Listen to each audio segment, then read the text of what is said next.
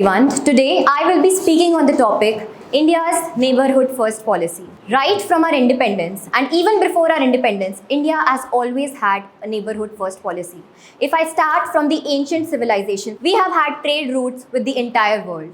Now, when I say neighborhood first policy, what I mean by that is that India believes in helping its neighbors economically, strategically, and also in maintaining people to people ties. Now, I would like to cite a few examples. If we talk about Indo-Nepal relations, we have had a roti-beti ka rishta.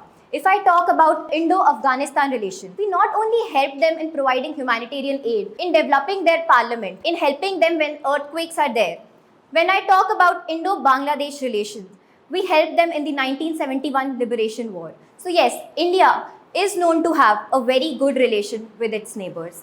India is known to establish itself as the world's Vishwaguru. When I say Vishwaguru, it means the global guru. We are known as the Vishwa Bandhu, and Vishwa Bandhu, it starts from our neighbors first. During COVID, we followed the Maitri vaccine, wherein we delivered vaccine to a lot of countries. When there was earthquake in Turkey, we helped them in every way possible.